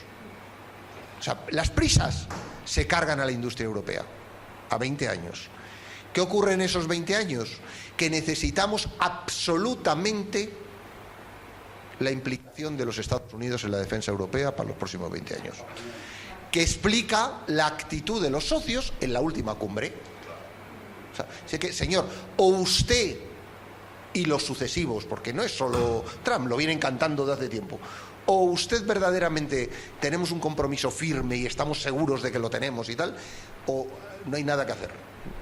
Esencial, no es una cosa para mañana, es un plan, ¿vale? Por tanto, mando y control, tema nuclear, industria y sobre todo, no se pueden hacer las cosas a espaldas de la opinión pública, de ninguna de las maneras. Eso es lo que hay que hablar. A resulta de todo eso, pues acabamos con un porcentaje del PIB, ¿no? Que ni siquiera es un porcentaje del PIB, es una cantidad de dinero que representa en la traslación un porcentaje del PIB. Pues bien, respuesta directa, simplificada, superficial, pero que puedo justificar con cifras, porque me la han pedido y la he hecho. Solo por requisitos de defensa nacional, no compartida para los próximos 20 años, solo por requisitos de defensa nacional, el tiro no va muy desviado. No te vale el 2,1%. No digo en porcentaje, sino en cantidad. ¿Vale? ¿Cogida la respuesta? Me encantará leerlo. Sin problema ninguno. Sin problema ninguno. Porque yo te digo, te detallo lo que eso. Luego, claro, hay que hacer el análisis colectivo de toda la Unión Europea. ¿Vale? Perdón. Tenemos muchas preguntas y tenemos todavía tiempo, Les voy a pedir que intenten ser lo más sintéticos posible en la presentación y que actualicen las manos para que me ayuden a mí. Vamos a juntar dos preguntas de dos en dos, ¿vale? Hay 5 manos levantadas. Usted me lleva un ratito, usted y a ti, luego vamos por este sector, ¿os parece? Y cerramos aquí. Sí. Sí, pero... Bueno, buenos días. La moderadora tiene que tener algo de margen de autonomía para decidir, si os parece, si no podéis de ponerme en el puesto. Eso. Sí, me llamo Javier Doz, soy miembro de Comisiones Obreras y represento a Comisiones Obreras en el Comité Económico y Social Europeo. Y luego hablaré de comercio en otra mesa redonda de estos cursos. Creo que voy a plantear serias discrepancias. No he podido estar al principio, pero desde el comienzo del debate sé que todo lo que está planteado. Algunas serias discrepancias, sobre todo con lo que ha dicho el general en algunos de los aspectos. Yo creo que con los argumentos que se están barajando aquí, con los argumentos que justifican malamente el ReArmEU, o con los argumentos o falta de argumentos de la patética, a mi juicio, cumbre de la Haya de la OTAN, la cumbre de la servidumbre política, difícilmente vamos a convencer a nadie de algo que yo soy de los probablemente pocos en comisiones obreras que está de acuerdo, que es que hay que aumentar el gasto de defensa para construir una defensa europea. Entonces, incluido el argumento de que lo que pasa en Ucrania nos puede pasar a nosotros. Eso no es un argumento que creo que ni baraja ningún Estado mayor de Rusia. No va a invadir ningún país europeo y hay que parar a Rusia en Ucrania, obviamente,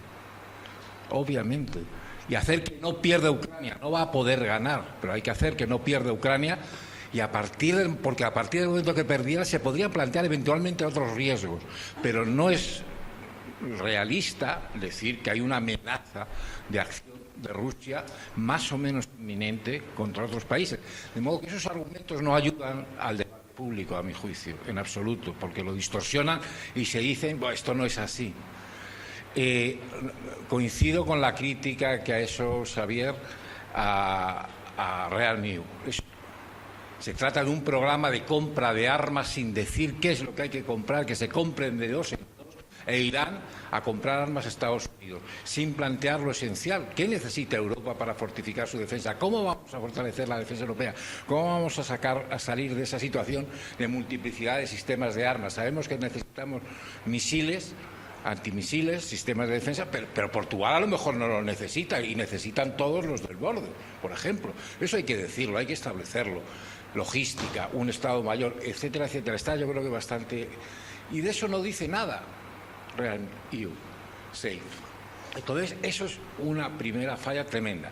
En cuanto a lo del 5%, yo estoy haciendo un estudio histórico. Yo tengo algunos datos, pero estoy convencido de lo que voy a decir, pero no me faltan todavía decirlo.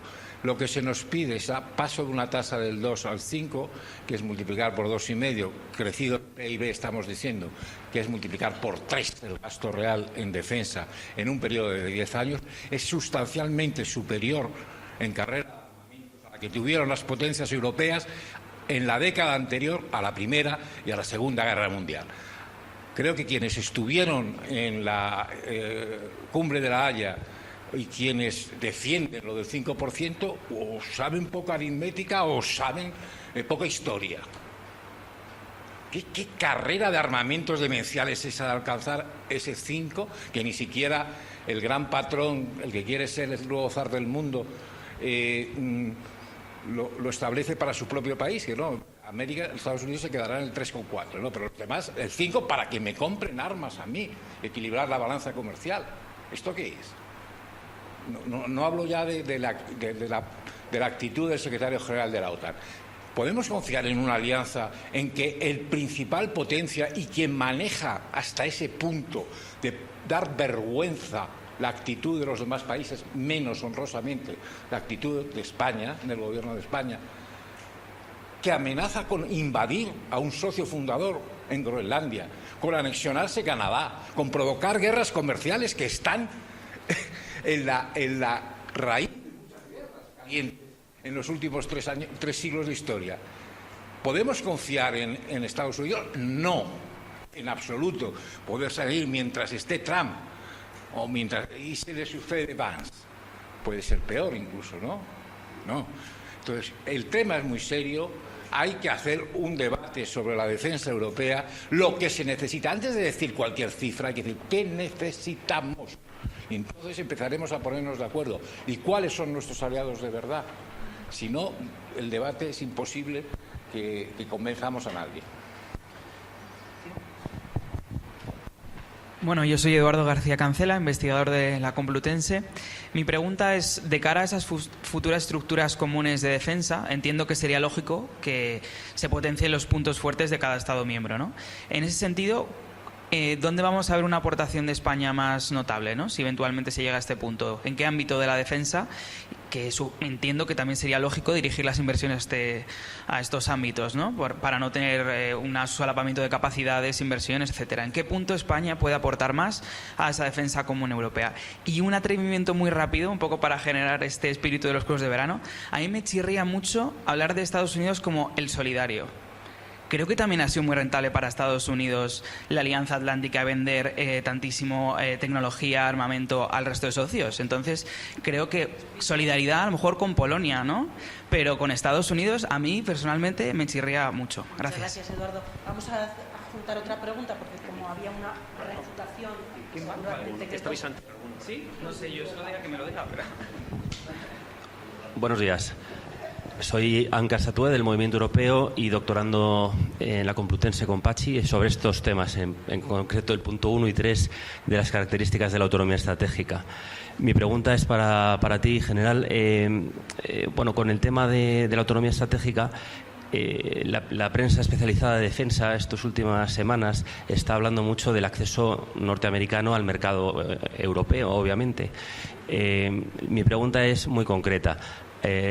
¿Habría que pedirles a cambio un control operacional de su armamento, un control tecnológico para poder desarrollar su tecnología? Y si podríamos empezar a volver a pedir las famosas compensaciones industriales para producir aquí en Europa, y esto de qué manera bueno, pues compite con la propia industria europea. En cuanto a Luis Norberto, en mi investigación es verdad que centro mucho el cambio en las políticas como consecuencia de la guerra de Ucrania, y sí que me ha extrañado, pero para bien, que hayas diferenciado entre SAFE como un cambio mayor y EDIP como un cambio normal o tradicional. Bueno, simplemente apuntar que en EDIP es verdad que son 1.500 millones en lugar de los 150.000 de SAFE, pero sin embargo EDIP en sí mismo es una sopa de letras, porque también habla de una especie de Foreign Military Sales, un mecanismo de ventas permanente nuevo, habla también de los programas de interés para la defensa europeo, habla del FAST, bueno, en fin, otra serie de cuestiones que efectivamente igual son menos llamativas, pero igualmente suponen un cambio importante. Y ya para terminar, la primera vez que escuché los 800.000 millones fue en un informe de McKinsey de febrero del 24 como tercer escenario de gasto muy máximo en temas de defensa europea, y McKinsey es norteamericana.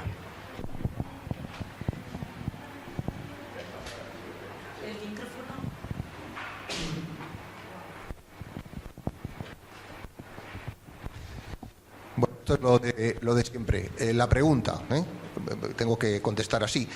Yo soy sindicalista, tú eres militar y estoy en total discrepancia. Y luego lo que comentas, estás totalmente de acuerdo con lo que he dicho. No lo entiendo. Algo tenemos que romper aquí, ¿no? Tenemos que romper aquí alguna lanza, ¿no? Porque al final la conclusión que das es todo lo que acabo yo de decir. Que no hay que comprar material americano. No, pero me refiero que precisamente el objetivo de todas estas cosas es que estamos de acuerdo probablemente en casi todo. Por ejemplo, es el resultado del debate, lo has dicho. Hay que hablar de amenazas, hay que decir para qué, hay que invertir en la industria europea, ni un euro que se vaya fuera del mercado europeo. Bueno, lo del 5%, vamos a verlo, echar cuenta. No lo sé, yo en principio, lo he dicho, no lo sé, hay que verlo, hay que verlo. Hay un tema, solamente un matiz de lo comentado, que es muy importante. Parar a Rusia, no parar a Rusia. No, hay un tema que es la disuasión. O sea, o tienes un dispositivo montado, creíble y que funciona, y precisamente la disuasión evita guerras, Evita guerras. Ese es el comentario. Bueno, pero vamos, básicamente compro todo. Fiarnos de los pero si es que estamos hablando de que hay que construir una autonomía europea. ¿Por qué lo decimos? Porque al final somos nosotros los responsables de lo nuestro. Puntos fuertes de cada Estado. En el caso español, ojo a la estructura. El esquema es, primer paso, cada país asegura su propia defensa. y en tu estudio, España es de los países que tiene un entorno geográfico, no el peor, pero de los peores, ¿eh? De los peores. O sea, primero, ¿qué tiene que hacer España? Autodefensa. Por tanto, necesitamos toda una serie de capacidades que te lleven a asegurar la autodefensa y luego a partir de ahí hacemos todo lo demás, ¿vale? O sea, más capacidades de autodefensa que de proyección, es mi respuesta a lo mejor a lo que estamos hablando, ¿sabes? ¿No? Que es lo contrario de lo que hemos estado haciendo en estos últimos años, la verdad, ¿eh? Por ejemplo, tenemos que imaginar a coberturas de estas de defensa aérea tipo el Iron Dome israelita en determinadas partes del territorio nacional, por ejemplo, ¿no? Vale. Control operacional del armamento norteamericano, era por ahí la pregunta. Mi respuesta es anterior. Todo europeo. Es la propuesta, o sea, fuerte, enérgica, europeo. Podemos hacer de todo, ¿eh? Ser capaces de poner. Y en el caso de que recurramos, por ejemplo, a material no solo norteamericano, de otro país, efectivamente el prerequisito es poderlo utilizar en cualquier problema nuestro. O sea, que esa especie de bloqueo a la actuación de material americano que ya hemos vivido en España, ¿eh? Eso ya hemos pasado por ahí. Ya hemos pasado por ahí. Eso es absolutamente inaceptable. Gracias. Mercedes, aquí y aquí. Ay, perdón. Bueno, yo muy breve, solamente creo que había alguna pregunta también dirigida a mí, si no es... El tema de no hemos definido qué queremos comprar, en qué queremos invertir esos recursos.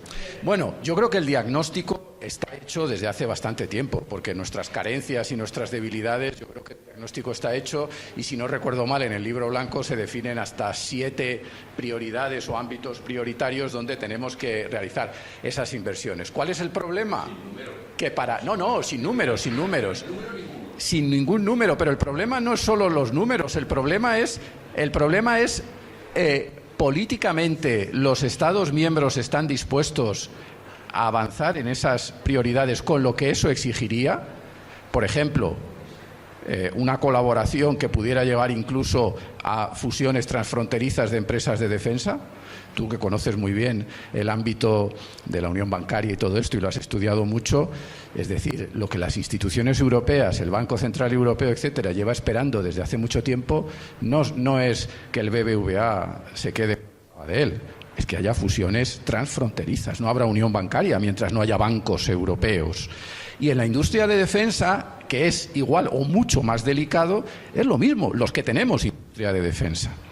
Entonces no se trata de que Indra compre a Escribano o de que... Se trata de que haya, porque todos tenemos en la cabeza la experiencia de la división militar de Airbus y de cómo se concibe el proyecto del A400M y qué tiene que poner cada uno y qué retorno tiene que tener cada uno, y eso está muy bien porque es lógico, pero eso genera muchas disfunciones y muchos problemas y retrasa enormemente los proyectos. Entonces ahí tenemos ese problema. Yo creo que gran parte del diagnóstico, aunque los números no aparezcan, por supuesto, en el libro blanco, están hechos. Yo no quiero decir que el cálculo se haya hecho para llegar a sumar esos 800.000 millones, que a mí me sorprendió mucho también. El tema de hay que parar los pies a Ucrania. A mí, como, digamos, observador un poco externo también, y lo decía yo creo también el general antes, es decir, yo me planteo la pregunta de, en 2024 más o menos, grosso modo, los 27 Estados miembros de la Unión Europea gastamos en defensa algo así como 300.000 millones de euros en conjunto. Pero no damos miedo a nadie. Ese es el problema. ¿Para qué queremos gastar 300.000 millones de euros en defensa si, cuando pasa lo que está pasando en Ucrania, Suecia y Finlandia lo que buscan es el cobijo de la OTAN, cuando se supone que están protegidos por la Unión Europea? Entonces, claro, tenemos que ser creíbles desde ese punto de vista. A mí, eso es lo que... Y esa es la disuasión, es decir, que es verdad. Es decir, nosotros tenemos nuestros problemas, no tenemos a Rusia como amenaza, pero hombre, yo creo que todo lo que ha pasado en los 2 últimos años en el Sahel debería preocuparnos mucho. Y la caída con efecto dominó de gobiernos y Es decir, que de ahí no va a venir a lo mejor una invasión tipo Rusia. Pues no, pero hay desafíos muy potentes. Y por último, en relación con tu pregunta, yo utilizaba el contraste entre Deep y Safe únicamente para marcar un poco de forma gráfica o ilustrativa la diferencia entre de dónde venimos hasta ahora, que son cambios muy relevantes, porque Deep, que retoma lo anterior y es muy relevante, a este punto de inflexión que viene dado por el inicio del nuevo ciclo político a partir de finales del año pasado, la llegada de Trump y lo que ha venido después en estos últimos meses, y que el planteamiento ahora es distinto. Claro, no perdamos de vista que el Tratado de la Unión Europea, que es nuestra Constitución común, en el artículo 2.4 dice que la defensa sigue siendo competencia de los Estados miembros. Mientras no cambiemos eso, podemos hacer encaje de bolillos jurídico con los tratados, pero no puede haber un presupuesto europeo de defensa. No puede haber un presupuesto europeo de defensa mientras no cambiemos los tratados. Vamos a seguir jugando a que fuera de los tratados tenemos la European Peace Facility, a que utilizamos la base industrial para sacar adelante esto, aquello, el 122, porque es una cláusula de emergencia más o menos transversal, etcétera. Pero es encaje de bolillos jurídico. Y eso es lo que trae como consecuencia la sopa de letras. Gracias. Tenemos 5 minutos, 3 palabras y 4 y una ronda de respuestas. Así que, por favor, síntesis absoluta, aunque le robemos al café otros 5 minutos. Venga, adelante. Tú tienes el micrófono. Muchas gracias. Soy Julián Melero, soy doctor en Unión Europea y miembro del Consejo Federal del Movimiento Europeo. Y desafortunadamente he llegado tarde a la exposición de los ponentes, pero seguro que ha sido muy interesante. Mi pregunta, si no se ha podido desarrollar en este aspecto de alguna manera, es, dado que tenemos una estrategia global para la política exterior, un desarrollo posterior con la cúpula estratégica, un intento de hacer una autonomía estratégica abierta, ¿qué pasa con los países que se han declarado neutrales? Porque tenemos un compromiso de los países que pertenecemos a la OTAN del 5% o el que se haya establecido y que no ha sido, es un compromiso que se incumplió. Es en 2014 el compromiso del 2%. Pero volvamos a la Unión Europea. Si queremos desarrollar esa autonomía estratégica, ¿cómo es posible que tengamos 4 países que no pertenecen a la OTAN, como es Malta, Chipre y, si no recuerdo mal, por supuesto, Irlanda y Austria, y esos 2 países, porque los otros son irrelevantes, ya no es que quieran un 2% ni un 5%, sino en qué contribución podrían hacer estos países, que por número de fuerzas militares no sería muy elevado, ni tampoco en su porcentaje. Pero ¿hay un compromiso de estos países para que no sean países gorrones de la seguridad, como decía antes Mariola? Lo mismo que hay ciudadanos, países no. Como hay el bien, la seguridad es un bien público, y los politólogos decimos que hay ciudadanos gorrones que aprovechan, pagan los impuestos de los demás, pero que también hay países gorrones en defensa, en seguridad.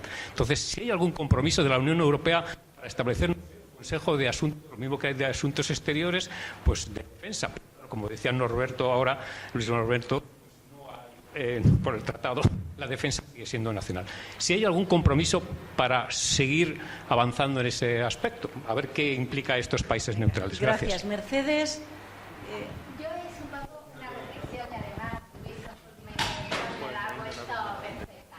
Para mí el problema es que con el tratado y todavía con la mentalidad que tenemos, estamos pensando en una unión de estados en materia de defensa. Todo se piensa, se planifica a escala nacional, y lo único que hemos pedido a la Comisión que haga por nosotros es reforzar nuestros esfuerzos nacionales. Pero seguimos pensando en clave nacional. A mí lo que más me interesa del limitado libro blanco de la defensa es la última frase, en que dice: esto será un paso decisivo hacia la Unión Europea de la Defensa. Para mí, la Unión Europea de la Defensa será el salto a la integración, cuando se dé a la Unión Europea 2 competencias básicas para que haga defensa: territorio y poder de coerción.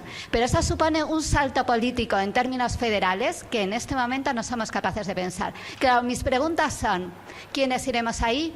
porque tengo claro que los 27 no vamos a ir y que posiblemente haya otros desde fuera que quieran ir en una especie de Schengen Plus, por ejemplo en Noruega, y es posible que hasta el Reino Unido, tal y como van las cosas, pero Noruega está pegadísima a nosotros, está participando en toda la sopa de letras como uno de nosotros. Esa es un poco mi reflexión. Nos dejas la percha para la siguiente mesa. Ahí al final, y como he prometido, tú cerrarás, que es la relevante.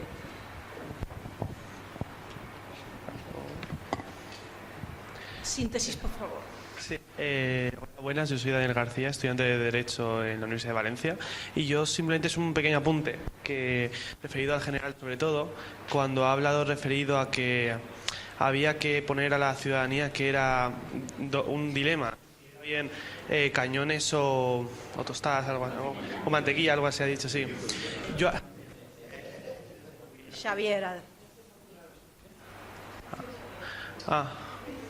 Bueno, sí, que dentro de este apunte realmente eso no es lo que hay que exponer. Sí o sí la defensa va a tener que tratarse, aunque que intentemos embellecerlo de algún tipo de forma, de que es algo lejano y que incluso no nos llega a tocar por ser uno de los países más alejados respecto a Rusia, no es la única amenaza que podemos encontrarnos. También en la zona más cercana, más por el sur, tenemos amenazas que ahora mismo puede que no estén, pero puede que en un futuro no muy lejano lleguen a convertirse en algo que pueda afectarnos de manera más directa.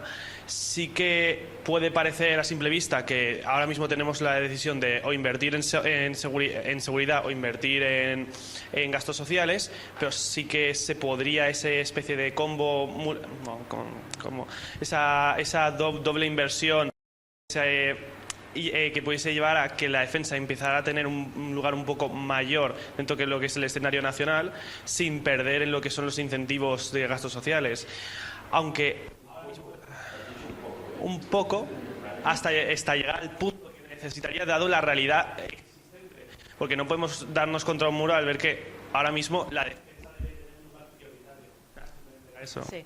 No solo es un falso dilema, es un viejo dilema que los jóvenes ni siquiera lo tienen claro. Aquí, Domènec. Venga, adelante. Sí, gracias. Brevemente, porque ya estamos fuera de tiempo. Yo he disfrutado mucho de la...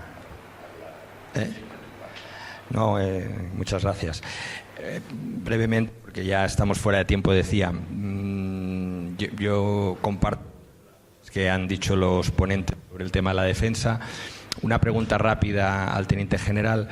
Yo comparto totalmente la propuesta del cuartel general europeo propio. Lo que tenemos ahora es muy pequeño y no sirve para la defensa territorial, ¿no? Para entendernos. Creo que puede manejar misiones de hasta 500, ¿no? Malamente, ¿no? El nombre del... Ahora no me acuerdo el nombre que tiene exactamente, el MPCC. Pero ¿cómo se compatibiliza, si es que hay que compatibilizarlo, porque a lo mejor no hay que compatibilizarlo, con esa idea que hemos oído mucho en los últimos meses del pilar europeo de la OTAN? ¿Qué significa eso? ¿Es un eslogan o tiene contenido? Gracias. Pues adelante con vuestra última intervención.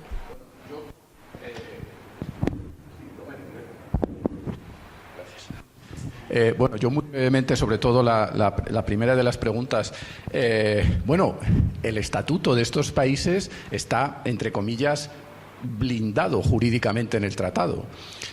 Si relees el 42.7 sobre la defensa, ahí, es decir, uno empieza a leer el apartado 7 del artículo 42,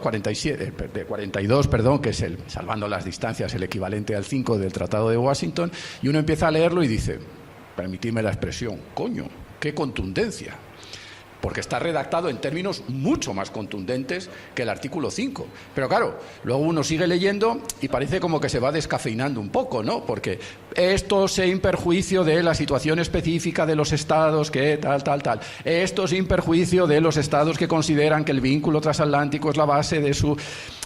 Entonces, claro, ahí tenemos... Eso obviamente genera... Es verdad que son países, digamos, pequeños, pero claro... Son países que en los desarrollos que hemos tenido hasta ahora, casi todos ellos, se han implicado, y me refiero sobre todo a Austria, a Irlanda, es decir, Irlanda con sus particularidades. Yo recuerdo que un general irlandés dirigió una de las misiones militares más potentes que en el Chad, en el 2008, por ahí me parece, o 7, 8, por ahí, un general irlandés se puso al frente, es decir, hubo una contribución irlandesa a lo que era una, digamos, proyección de fuerza, contribuir, porque esto venía por el genocidio en Darfur, etcétera, las consecuencias y tal, un despliegue militar, yo creo que ha sido el más potente de la Unión Europea, no sé si Altea en algún momento tuvo esa dimensión, pero fue muy potente. Y después están en la Agencia Europea de Defensa, están en la PESCO, no todos, bueno, falta Malta, ¿no?, me parece, y Chipre. Es decir, la cuestión es que hasta ahora, y enlazo con lo que decía Mercedes, el planteamiento ha sido siempre evitar el directorio europeo en defensa, que sea inclusivo. En gran parte el retraso en la puesta en marcha de la PESCO tuvo que ver con el debate entre plantear un nivel exigente o que sea inclusiva. Alemania y Francia, básicamente. Al final se impuso la inclusividad, que esté todo el que quiera.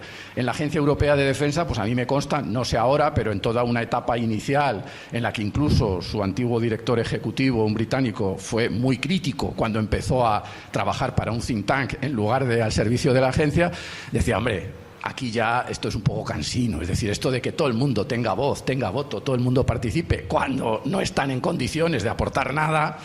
Pues hombre, pero es con lo que tenemos que lidiar. General, cierras tú. Bueno, y rápidamente, países neutrales contestado, Unión de Estados, efectivamente, comentabas, cooperación reforzada, Noruega, UK. Yo ahí soy radical y sé que voy a contracorriente también. Me quedé soponciado cuando empezamos a hablar de autonomía estratégica abierta. Esto es un club, ¿vale? Si tú quieres participar en las actividades del club, o eres del club o no eres del club. Y si hay Brexit, pues ya no eres del club. Ya está. ¿Qué es eso de no asumo los problemas y sin embargo participo en los beneficios? Eso se llama jeta. Y nosotros, tontos. Autonomía estratégica, si nos la creemos, o es cerrada o no lo es, ¿vale? Por tanto, en lo que se ha comentado yo creo que no hay duda, en mi opinión, cuidado. El Cañones y Mantequilla está contestado y el cuartel general es una pregunta correcta.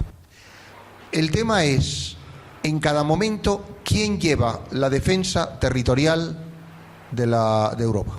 ¿Vale? Ahora mismo no hay duda. A esa pregunta te contestaré. La OTAN, a nivel estratégico, ¿sabes? De los 3 niveles militares, lo lleva SHAPE y lo lleva la OTAN en su conjunto, ¿vale? Si nuestro proyecto decimos, bueno, eso va a pasar a ser europeo, cuartel general, primera medida, en donde se lleva el día a día de la defensa de Europa, ¿vale? Bien.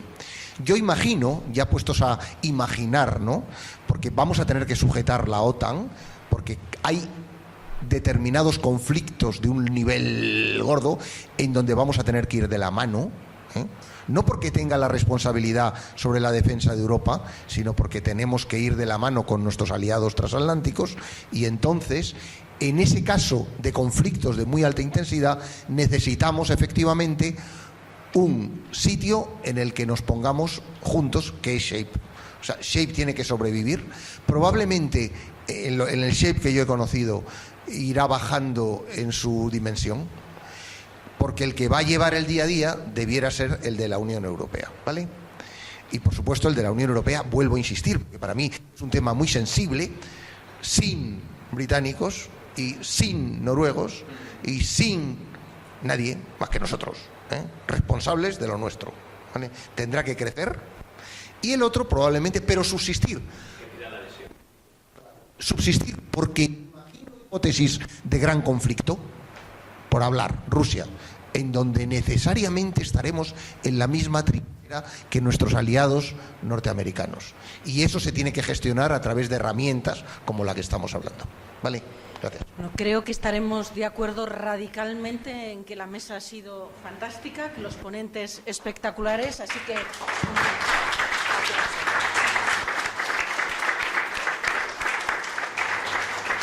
Y ahora una pequeña pausa, ¿no?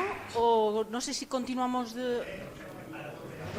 5 minutitos o 2. Al aseo.